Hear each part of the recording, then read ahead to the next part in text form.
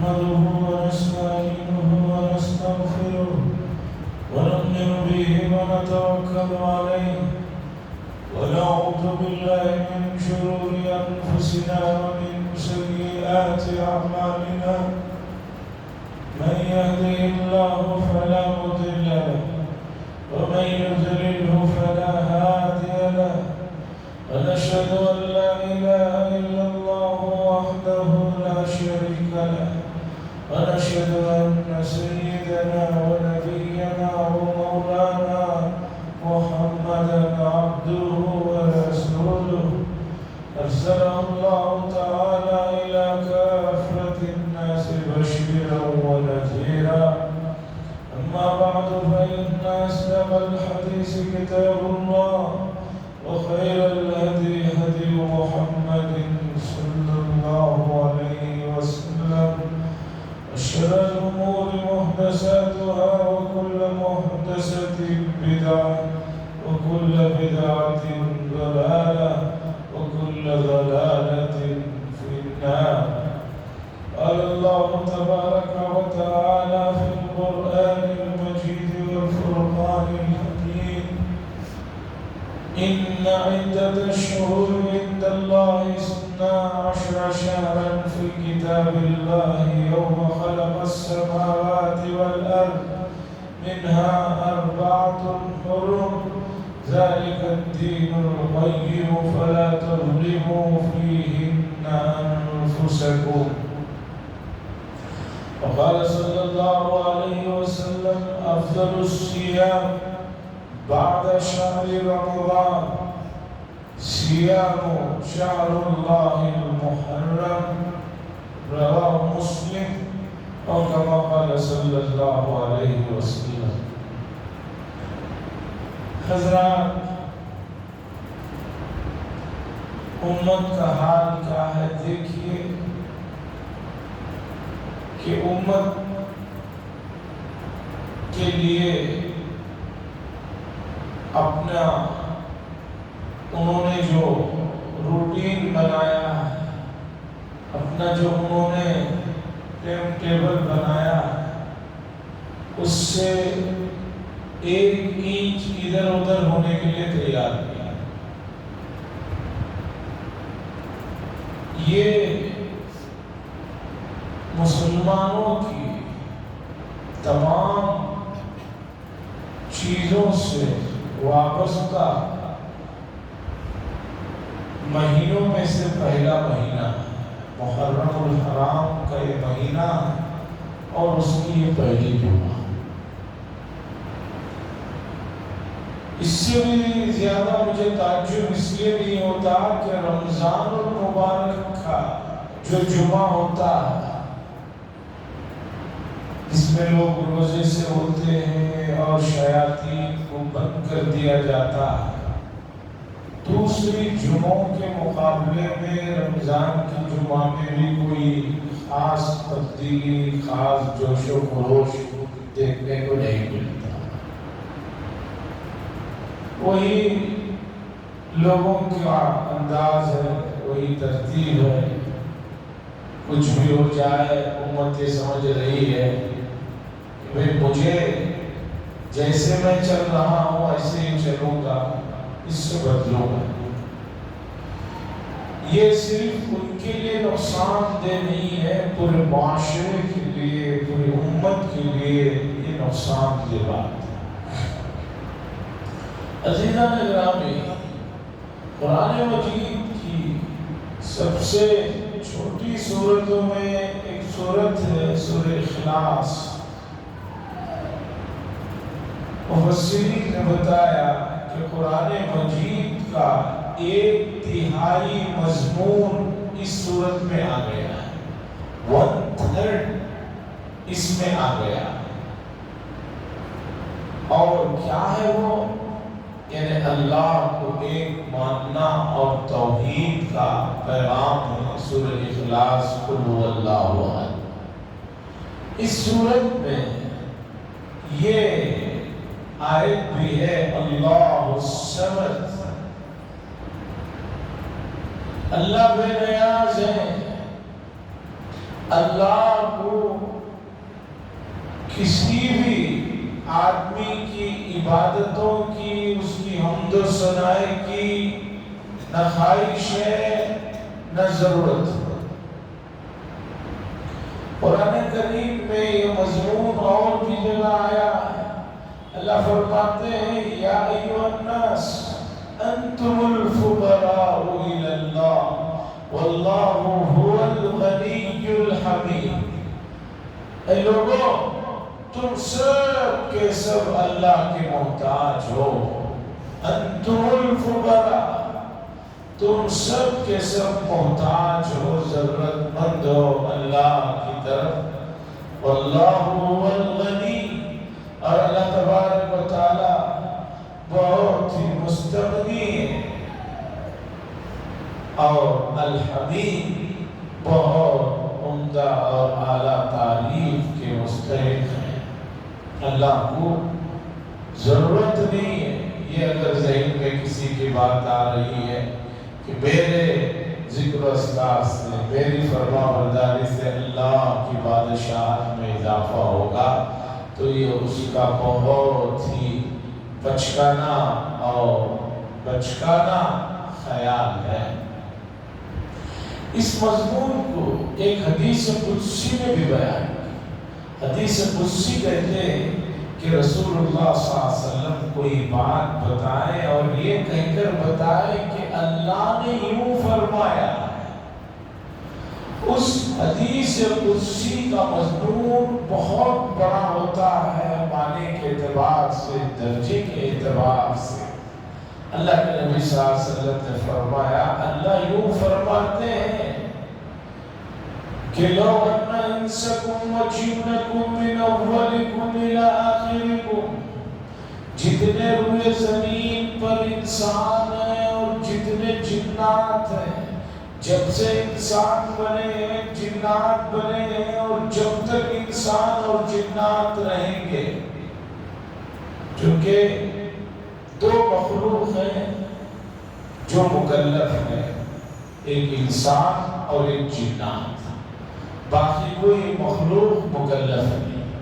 ان سے قیامت کے دن سوال نہیں ہوگا، بکری سے، گائے سے، ہاتھی سے، شیر سے، پرندوں سے، چرندوں سے، پتھروں سے، پہاڑوں سے، ندیوں سے، درختوں سے سوال نہیں ہوگا کہ بھئی تم نے ہماری بات مانی نہیں مانی، نماز پڑھی نہیں پڑھی۔ یہ ان سے کوئی سوال جواب نہیں۔ صرف دو مخلوق ہیں، ایک انسان اور جنات۔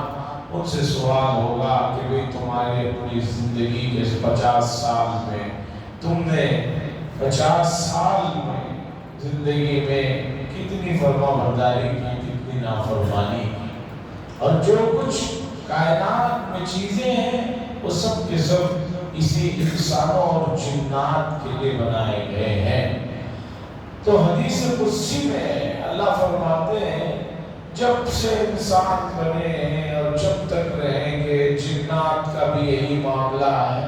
پورے انسان، جیسے کہ اس وقت 8 ارب سے زیادہ کی انسانوں کی آبادی ہے، تازہ سروے رپورٹ ہے کہ 8 ارب ہو چکے ہیں، 8.5 ارب مانیے، 8.25 ارب مانیے، یہ پورے 8.25 ارب 100 کروڑ ڈالنے سے 1 ارب ہوتا ہے، تو یہ پورے 8.25 ارب لوگ پورے کے پورے مومن ہو، مسلمان ہو، فرما بردار ہو، ذکر و اذکار کرنے والے ہوں، کسی بھی قسم کی کوئی کوتاہی کبھی نہیں، اور قیامت تک جتنے آئیں گے، جتنے گزرے ہیں، اللہ فرماتے ہیں یہ سب کے سب فرما بردار بن کر اللہ کی حمد و ثنا میں لگ جائیں، اس کی تعریف میں لگ جائیں، اس کی عظمت کے گن گانے لگے۔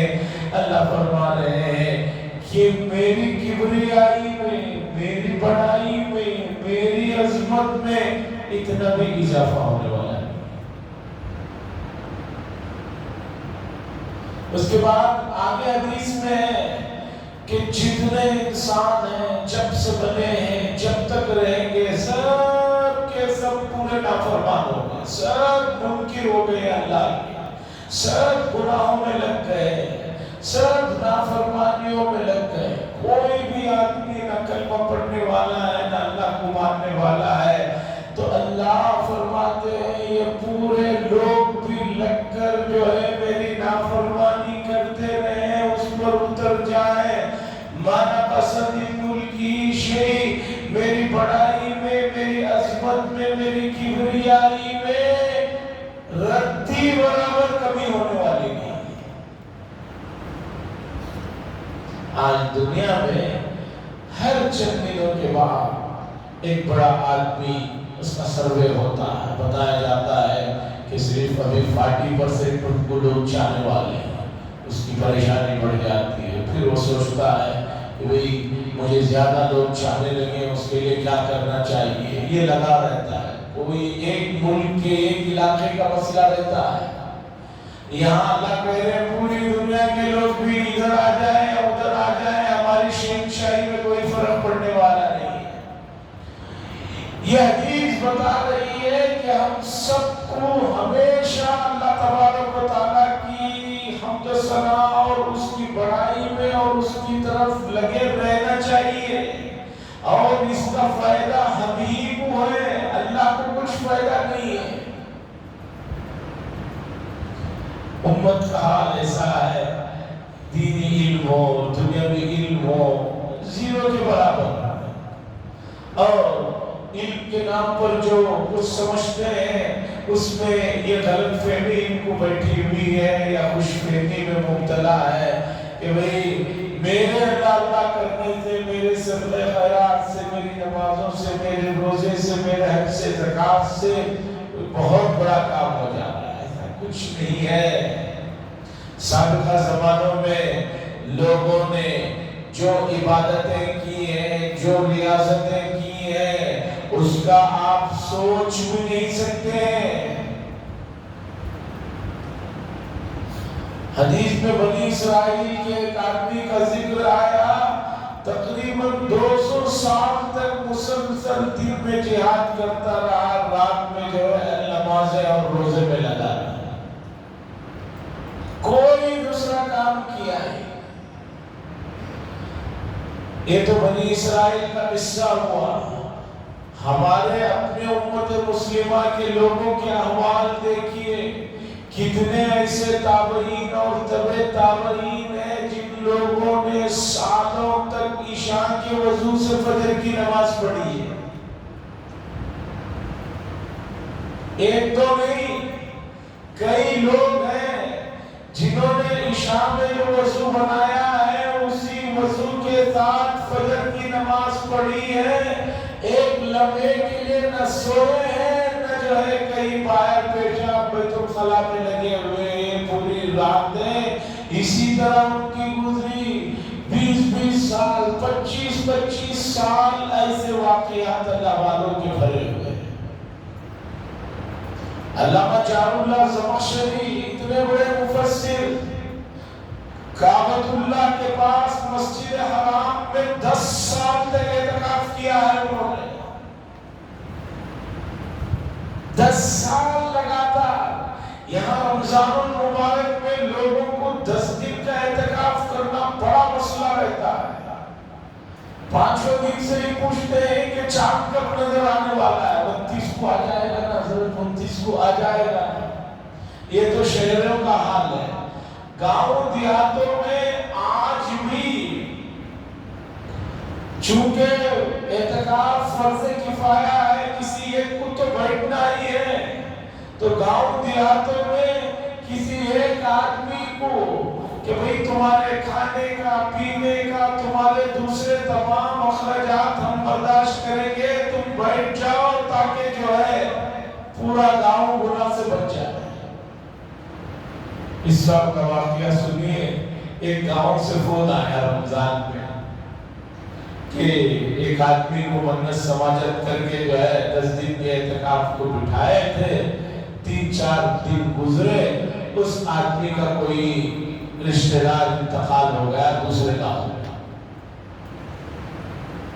اب اس آدمی کو تو جانا ہی ہے، لوگ مسئلہ پوچھ رہے ہیں حضرت اب یہ اعتکاف سے اٹھ جائیں گے، اب ان کی جگہ کسی دوسرے کو بٹھا لے تو کام چلے گا کیا؟ میں نے کہا کیسے چلے گا اس لیے کہ وہ 3 دن کے بعد یا 4 دن کے بعد بیٹھ رہا ہے، مستقل 10 دن کا بیٹھنا ہے۔ تو اس طرح کے واقعات، تو خلاصہ یہ ہے، امت شکوہ شکایت تو کر رہی ہے کہ ہمارے ساتھ برا ہو رہا ہے، ہمارے ساتھ ظلم ہو رہا ہے، ہمارے ساتھ زیادتی ہو رہی ہے، ہمارے ساتھ ناانصافی ہو رہی ہے۔ میں صرف کسی ایک علاقے کی، ایک ملک کی نہیں، پوری دنیا کی امت مسلمہ کی بات کر رہا ہوں۔ پوری دنیا کی امت مسلمہ یہی کہہ رہی ہے کہ بھی ایسا ایسا ہو رہا ہے، کیا کیا جائے، کیوں کیا جائے؟ اس کا حل قرآن و حدیث میں موجود ہے۔ قرآن و حدیث نے بتایا کہ جب بھی کوئی مسئلہ تمہیں پیش آئے، تمہارے اختیار سے نکل جائے اور تمہارے سمجھ میں نہ آئے، تو تمہارا کام ہے اللہ کی طرف شدت کے ساتھ متوجہ ہونا۔ اللہ نے ابراہیم علیہ السلام کی صفات میں بات بتائی، اللہ منیب، بہت زیادہ آہیں بھرنے والے اور اللہ کی طرف رجوع کرنے والے۔ انہیں ابراہیم علیہ السلام کا نام لینے والے ہیں۔ ہم کتنی مرتبہ، کس قدر، کتنی دیر کے لیے 24 گھنٹے میں اللہ کی طرف متوجہ رہتے ہیں۔ ہر آدمی محاسبہ کرے، کسی دوسرے آدمی کو ٹیسٹ کرنے کی ضرورت نہیں ہے۔ مشکل سے فرائض نمازوں میں آتے ہیں جو کہ ضروری ہے، اس میں بھی کتنا دل لگتا ہے اور کتنی دیر جو ہے نماز میں رہتے ہوئے دل باہر بھٹکتا ہے، ہر آدمی کو معلوم ہے۔ عزیزان گرامی، سال آتے جائیں گے، گزرتے جائیں گے، دنیا رکنے کا نام لینے والی نہیں ہے۔ جب تک قیامت نہ آ جائے دنیا کا سسٹم ایسے ہی چلتا رہے گا، میں رہوں نہ رہوں، آپ رہیں نہ رہیں، لیکن ہر آدمی کو یہ بات معلوم ہے کہ اس دنیا کے بعد بھی ایک دنیا ہے، اور اس دنیا کی ابتدا قبر سے شروع ہوگی، حساب کتاب سے شروع ہوگی۔ وہاں پر حدیث میں بتایا کہ آدمی کو 5 سوالات کے جب تک جوابات نہ دیا جائے، اس کے قدموں کو لا یزال قدمی ابن آدم، انسان کو ہلنے نہیں دیا جائے گا۔ اس میں پہلے نمبر پر عمر کا حساب کتاب ہوگا کہ ہم نے تمہیں اتنی عمر دی تھی، اس عمر کو تم نے کہاں خرچ کیا، بتائیے۔ عزیزان گرامی، ماہ محرم الحرام جو اتنا محترم مہینہ ہے، اتنا بابرکت مہینہ ہے کہ اللہ تبارک و تعالیٰ نے کائنات کو بنانے کے ساتھ ہی تاریخوں اور مہینوں کے حساب کے لیے اللہ نے اس مہینے کو محترم بنا کر اس سے ابتدا فرمائی اور فرمایا کہ محترم مہینہ ہے، اور اس مہینے کو اللہ نے یہ فرمایا حدیث میں، شہر اللہ المحرم، اللہ کا مہینہ محرم، تعظیم کے لیے۔ دوسرے مہینے بھی اللہ ہی نے بنائے ہیں، اس کا اسپیشل جو ہے اعزاز اللہ کے نبی نے فرمایا کہ اللہ کے نام کے ساتھ نسبت اس مہینے کو ہے شہر اللہ المحرم، اللہ کا مہینہ محرم۔ عزیزان گرامی، محرم الحرام کے فضائل میں بے شمار چیزیں بتائی جاتی ہیں، کچھ تاریخی چیزیں ہیں، کچھ چیزوں کی سند میں کمزوری ہے، کچھ چیزوں کے سلسلے میں مورخین نے کہا صحیح نہیں ہے۔ ہمیں اس سے بحث نہیں ہے، ان تمام چیزوں کے اس میں واقع ہونے نہ ہونے سے اس مہینے کی فضیلت کا مسئلہ نہیں رکا ہوا ہے۔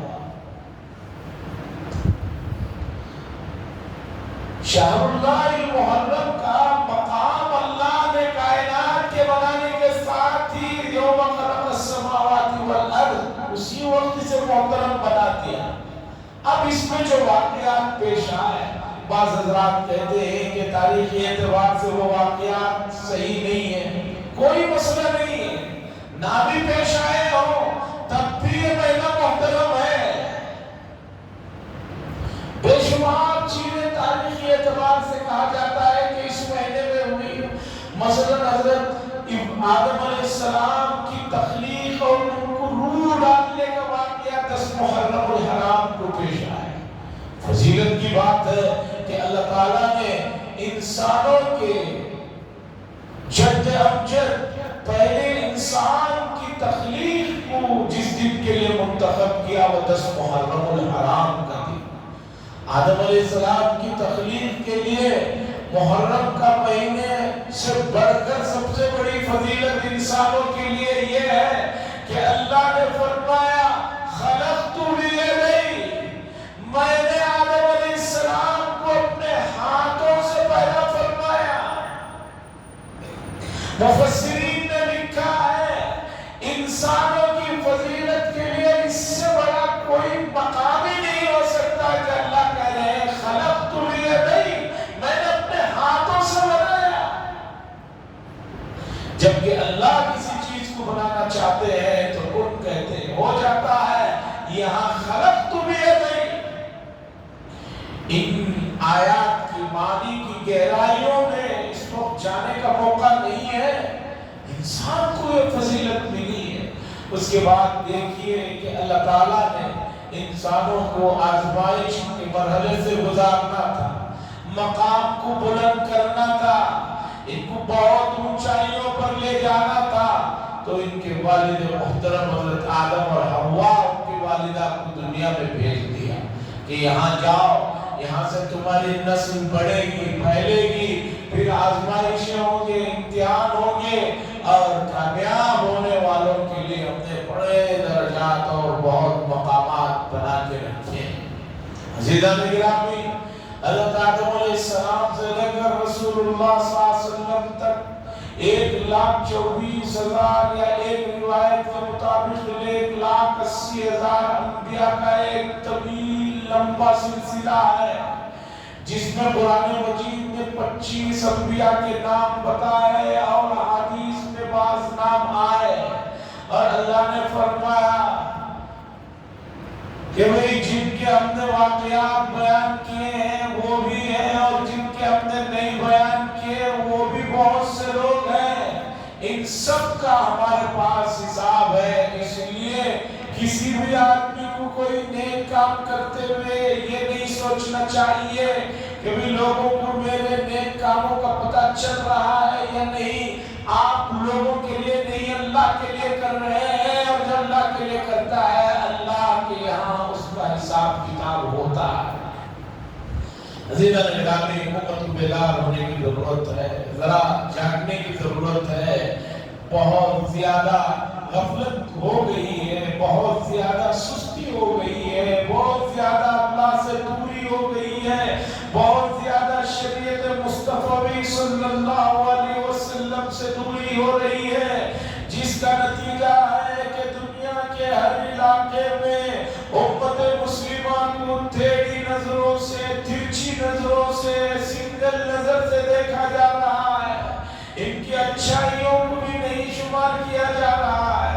امت کو چاہیے کہ اللہ سے اپنے رابطے کو، اللہ سے اپنے تعلق کو بڑھائے، اور بڑھانے کے لیے اللہ اور اس کے رسول نے فرمایا زندگی جو گزری ہوئی ہے غفلتوں میں، گناہوں میں، ناکامیوں میں، اس کا ماتم کرتے ہوئے مت بیٹھو، بلکہ آنے والی زندگی کے لیے اللہ سے جو ہے رابطہ بڑھاؤ۔ حدیث میں منع کیا گیا کہ ایک آدمی مستقل بیٹھ کر سوچ رہا ہے، پچھلا سوچ رہا ہے، سوچ رہا ہے، سوچ رہا ہے، اگر اسی طرح وہ سوچتا رہے گا تو آگے اس کی زندگی میں کوئی حکمت نہیں آئے گی۔ لَهَا مَا كَسَبَتْ وَلَكُمْ مَا كَسَبْتُمْ لَا تُؤَاخِذْنَا إِن نَّسِينَا أَوْ أَخْطَأْنَا۔ عزیزان گرامی، یہ ایام، یہ بڑے بابرکت ایام ہیں، اور دیکھیے کہ اس مرتبہ 10 محرم الحرام کی تاریخ جمعہ کے دن، آنے والی جمعہ کا دن آ رہا ہے۔ جمعہ کا دن خود بہت برکتوں والا دن ہے، بہت عظمتوں والا دن ہے۔ یہ دن صبح سے نماز تک کا وقت جو ہے اللہ کی طرف متوجہ رہنے کے لیے خصوصیت کے ساتھ اس میں جو ہے احکامات دیے گئے، لیکن امت کا حال یہ ہے کہ جمعہ کی نماز کو بھی جو ہے سب سے آخری کام سمجھ کر لوگ نکلتے ہیں، جس کی وجہ سے مسجدوں میں جمعہ کی نماز میں بھی لوگوں کی رکعتیں چھوٹتی ہیں۔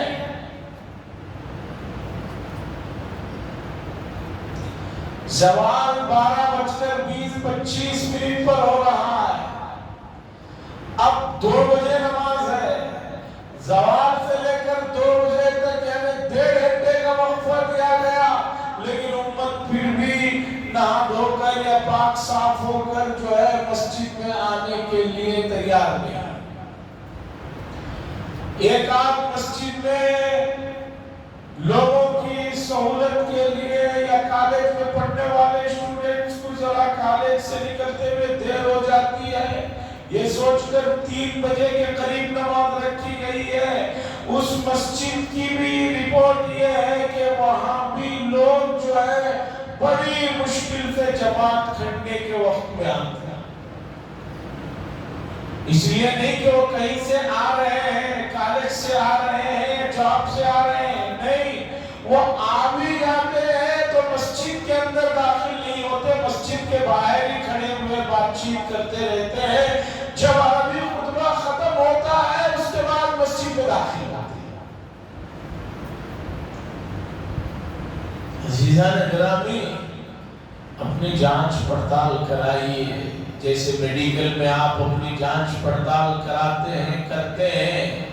حدیث بتا رہی ہے کہ جس آدمی کا دل مسجد میں نہ لگتا ہو، اسے مسجد میں داخل ہوتے ہی بے چینی شروع ہو جاتی ہے کہ کب مجھے مسجد والے چھوڑیں گے، میں مسجد سے باہر نکلوں گا۔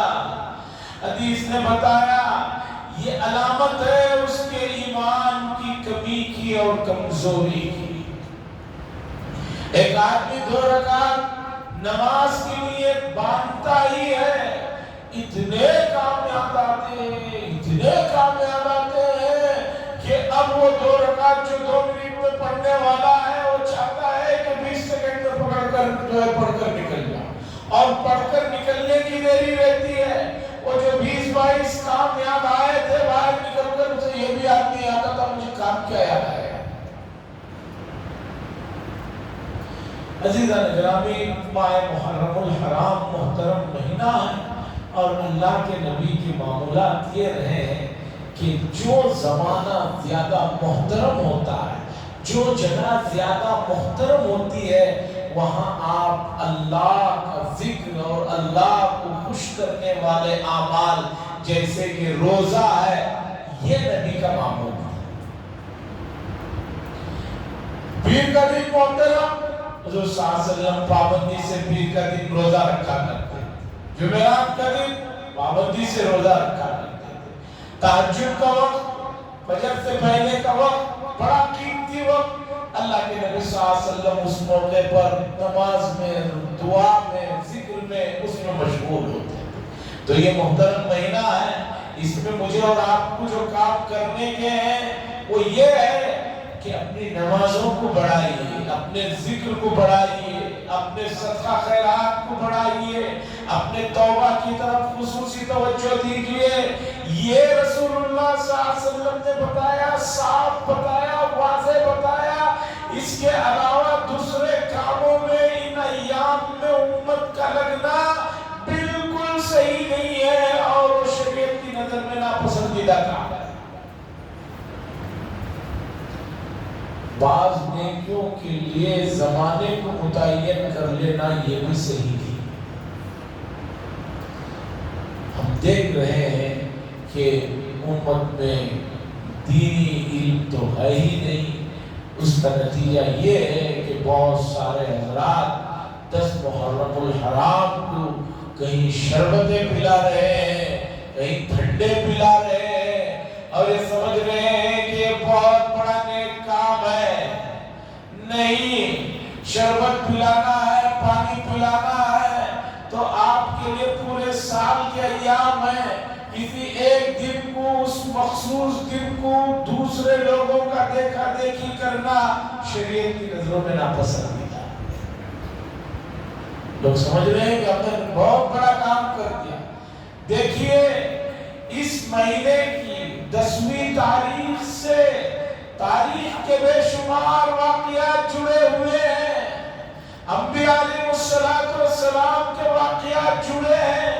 بخاری کی حدیث میں بتایا کہ موسیٰ علیہ السلام اور ان کی قوم کو فرعون جیسے ظالم و جابر آدمی اور اس کے لشکر سے جو نجات ملی وہ 10 محرم کی تاریخ تھی، اور بنی اسرائیل نے کہا یہ دن چونکہ ہمیں اللہ کے طرف سے نجات ملی ایک ظالم و جابر سے، اس لیے موسیٰ علیہ السلام نے بھی شکرانے میں روزہ رکھا تھا۔ تو حضور نے فرمایا نحن احق بموسیٰ منکم، ارے موسیٰ علیہ السلام کا تعلق تو تمہارے لوگوں کے مقابلے میں ہمارا زیادہ ہے، ہم تو اس بات کو جانتے ہیں، اب چونکہ تم ایک روزہ رکھتے ہو ہمیں تمہاری عبادت میں بھی مخالفت کرنا ہے، اس سے بھی بچنا ہے، اس لیے اب 2 روزے رکھیں گے، یا تو 9ویں کا ملا لیں گے یا 10ویں کا ملا لیں گے، آنے والی جمعرات اور جمعہ رکھو یا جمعہ اور ہفتہ رکھو، اور اگر چاہو تو جمعرات جمعہ ہفتہ 3 دن رکھو۔ تو ابن القیم نے کہا یہ اور زیادہ پسندیدہ بات ہے۔ شریعت آپ کو کسی بھی معاملے میں غیروں کی مشابہت سے سختی کے ساتھ روک رہی ہے، اس لیے کہ بگاڑ کی ابتدا یہیں سے ہوتی ہے۔ کوئی آدمی اچانک بڑا چور نہیں بن جاتا، کوئی آدمی اچانک بڑا نشے والا نہیں بن جاتا، ابتدا ہوتی ہے، آہستہ آہستہ ہوتی ہے۔ اسی طرح مشابہت کے مسئلے کا بھی مسئلہ ہے کہ مشابہت میں آدمی کو شروع میں نیکی کی صورت میں مشابہت اچھی لگتی ہے، پھر وہی چلتے چلتے آگے جا کر جو ہے مسئلہ بہت فساد تک پہنچتا ہے۔ عزیزان گرامی، میں نے شروع میں بتایا کہ سورہ اخلاص میں اللہ نے آیت نازل فرمائی، اللہ الصمد، اللہ بڑے بے نیاز ہے، اللہ کو کسی کی عبادات کی، کسی کے نیکیوں کی ضرورت نہیں ہے، ہمیں ضرورت ہے، انتم الفقراء الی اللہ، اس لیے رب کو منائیے، اور رب کو منانا ہے تو رسول اللہ صلی اللہ علیہ وسلم کے طور طریقے اور شریعت سے ہٹ کر آپ اللہ کو راضی کر ہی نہیں سکتے، اور اللہ کو راضی کرنے کے لیے شریعت مصطفی نے بتایا اس محترم مہینے میں نیک کاموں میں اضافہ کرو، روزے رکھو، اللہ کو پسندیدہ ہے، عبادات میں لگ جاؤ، صدقہ خیرات کرو، اس کے علاوہ بقیہ تمام کاموں سے رکنے کی ضرورت ہے۔ عزیزان گرامی، یہ مضمون اور آگے چلے گا، ایک اور مسئلے کی طرف توجہ دلانا چاہتا ہوں۔ یہ صحیح آج کا مسئلہ طول پکڑ رہا ہے، اب تک جن اسٹیٹس میں ہوا وہاں کے بدترین حالات ہمارے سامنے ہیں۔ کرناٹک میں بھی بہت چند آفیسر اپنے گھروں کو آنے والے ہیں، جگہ جگہ مساجد میں، دوسری جگہ اس سلسلے میں رہنمائی کی جا رہی ہے، لیکن ابھی بھی لوگوں کے اندازے سے، ان کے رسپانس سے اندازہ لگتا ہے کہ مجھے جب ووٹ دینا ہی نہیں ہے تو مجھے وہ سب کرنے کی کیا ضرورت ہے۔ ووٹ دینا نہیں دینا وہ بات کا مسئلہ ہے۔ آپ اگر SIR کے اس عمل میں اپنے ID پروف یعنی ووٹر ID کو نہیں بنوائیں گے تو آگے چل کر آپ کو اس ملک کا شہری ہونا ثابت کرنے کے لیے پسینے چھوٹ جائیں گے، دانت کھٹے کر دیے جائیں گے۔ اس لیے یہ کام چل رہا ہے، لوگ خدمت میں لگے ہوئے ہیں، آپ حضرات بھی اس سے استفادہ کریں، باہر بھی اشتہارات لگے ہیں، ہماری مسجد میں بھی روزانہ عصر کے بعد سے الحمدللہ انفارمیشن سینٹر میں اس سلسلے میں کام ہو رہا ہے۔ آپ حضرات سے گزارش ہے آپ بھی اس کے سلسلے میں سنجیدہ ہو جائے، اپنے دوست احباب کو بھی اس سلسلے میں سنجیدہ کریں۔ وآخر دعوانا الحمدللہ العالمین. حضرات